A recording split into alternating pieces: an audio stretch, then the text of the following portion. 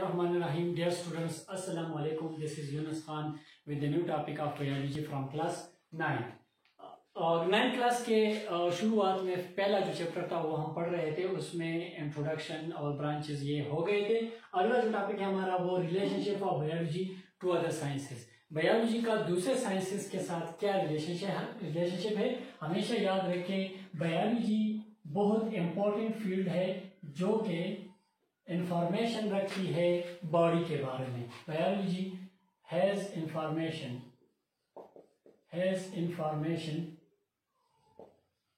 About life, आप इस तरह भी कह सकते हैं अबाउट लाइफ। लेकिन यह है कि इसके जिंदगी में रोल को जब आप स्टडी करते हैं तो हमें पता चल जाता है कि कहीं ना कहीं बहुत सारी चीजें ऐसी होती हैं कि वहां पे बायोलॉजी का दूसरे ब्रांचेस ऑफ साइंस के साथ, मतलब फिजिक्स के साथ, ज्योग्राफी के साथ, केमिस्ट्री के साथ भी लिंक बनता है।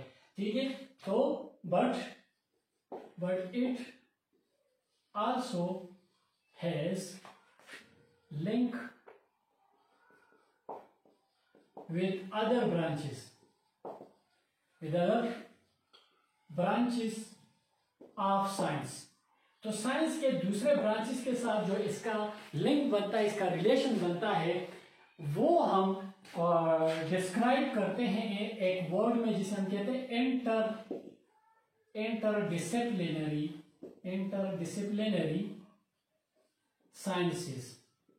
याद रखिए, अक्सर स्टूडेंट्स यहां पे कंफ्यूज होते हैं कि इंटरडिसिप्लिनरी साइंसेस का मतलब क्या है। सिंपल अल्फाज में ये इंटरडिसिप्लिनरी साइंसेस का यहाँ बायोलॉजी का दूसरे साइंसेस के साथ रिलेशनशिप, और अगर हम इसको डिफाइन करना चाहें तो ये असल में साइंस के मुख्तलिफ जो ब्रांचेस हैं वो आपस में कहीं ना कहीं कुछ ना कुछ रिलेशन रखते हैं। उनके आपस में मर्जिंग और आपस में कंबाइन होने को हम इंटरडिसिप्लिनरी साइंसेस कहते हैं। तो आप सिंपल अल्फाज में यहां ये लिख भी सकते हैं कि इट इज द मर्जिंग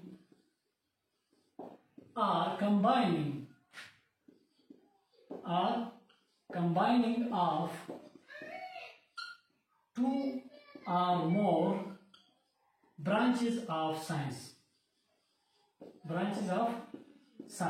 जब साइंस के दो या दो से ज्यादा ब्रांचेस आपस में कंबाइन किए जाते हैं, मर्ज किए जाते हैं आपस में, तो इसको हम इंटरडिसिप्लिनरी साइंसेस कहते हैं। तो लिहाजा यहाँ पे जो हम बात करें बायोलॉजी की, तो बायोलॉजी भी मुख्तलिफ उसके साथ वो मौजूद हैं। यानी फर्ज क्या, अगर हम बात करते हैं बॉडी के अंदर किसी भी मॉलिक्यूल की, तो मॉलिक्यूल को तो हम केमिस्ट्री में स्टडी करते हैं और है केमिस्ट्री का रूल, लेकिन मॉलिक्यूल्स कहाँ है, हमारे बॉडी में है। तो मतलब यह है कि एक तरफ बॉडी बायो और दूसरी तरफ केमिस्ट्री मॉलिक्यूल्स केमिकल्स। तो केमिकल्स और बायो जो जब मिलते हैं तो बायो मॉलिक्यूल्स या बायो केमिस्ट्री वाला ब्रांच बन जाता है। इसी तरह हमारे बॉडी पे अगर फिजिक्स के कोई हम देखते हैं हम चीजों को देखते हैं तो इसके लिए लेंस है हमारे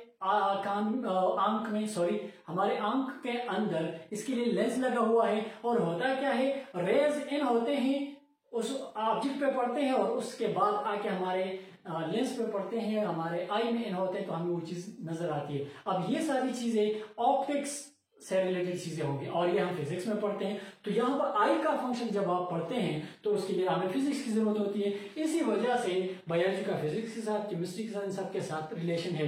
तो पहला जो हम इसका रिलेशन पढ़ेंगे, the first one that is the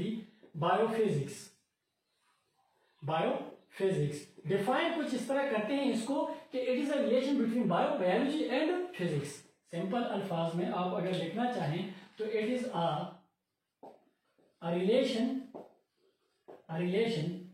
between biology and physics.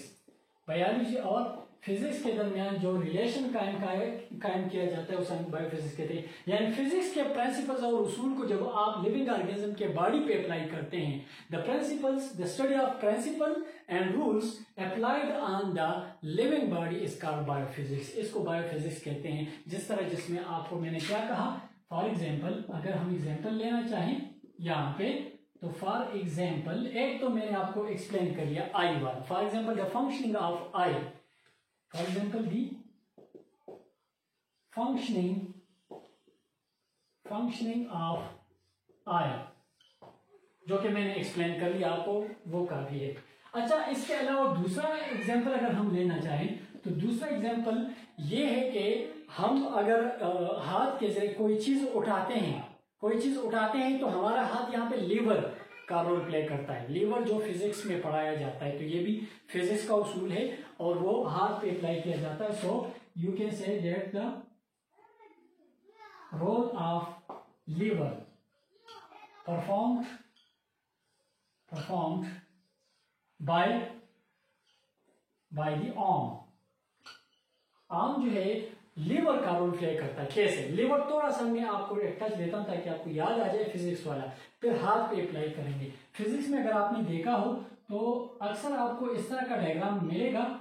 Physics के टीचर अक्सर ड्रॉ करते हैं, इस तरह का एक डायग्राम होता है, ये देखें अब इस तरह।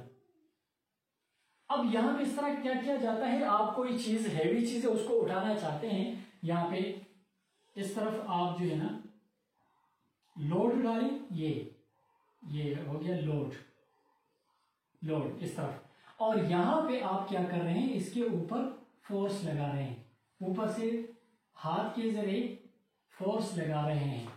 सही है? तो यहां पे आप प्रेस करेंगे तो ये लोड ऊपर जाएगा, अब यहां पे अगर आप देख लें तो यहां पे कुछ कंपोनेंट्स बनते हैं।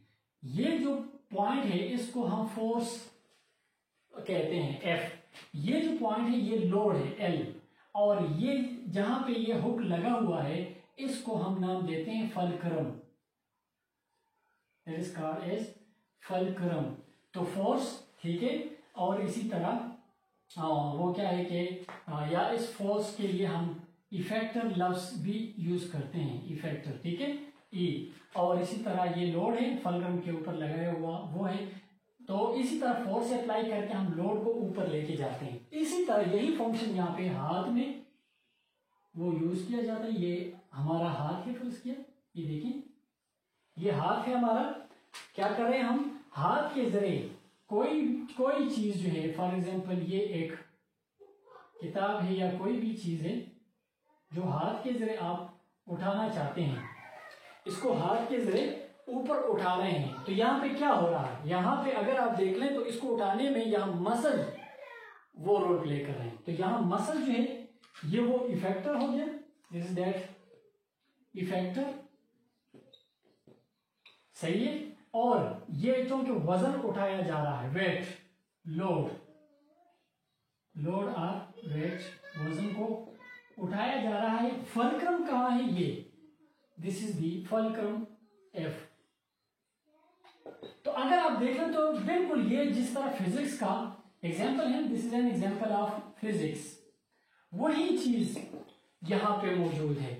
आपका हाथ वही रोल प्ले कर रहा है, तो उसूल मुकम्मल फिजिक्स वाले अप्लाई हो रहा है, लेकिन इंसान के बॉडी के एक हिस्से पे अप्लाई हो रहा है, लिविंग ऑर्गेनिज्म पे अप्लाई हो रहा है। तो जब फिजिक्स के उसूल लिविंग ऑर्गेनिज्म पे अप्लाई किए जाते हैं, इसको हम फिर कलेक्टिवली एक इंटरडिसिप्लिनरी साइंस या फील्ड बनाते हैं जिसको बायोफिजिक्स का नाम दिया जाता है। सो ये बायो इंटरडिसिप्लिनरी या relationship of bio to the other sciences, उसमें हमने एक पॉइंट या एक रिलेशनशिप पढ़ लिया बायोफिजिक्स वाला। नेक्स्ट वीडियो में फिर केमिस्ट्री पढ़ेंगे, छोटी छोटी वीडियोस बनाते हैं इसके, ताकि आप लोगों के लिए आसानी हो देखने में भी, उसमें मसला ना हो। कोई क्वेश्चन हो तो कमेंट्स में भेज दीजिएगा, मैं इंशाल्लाह कोशिश करूँगा कि आंसर दूँ। नेक्स्ट वीडियो तक इजाज़त दीजिएगा, अल्लाह हाफिज़।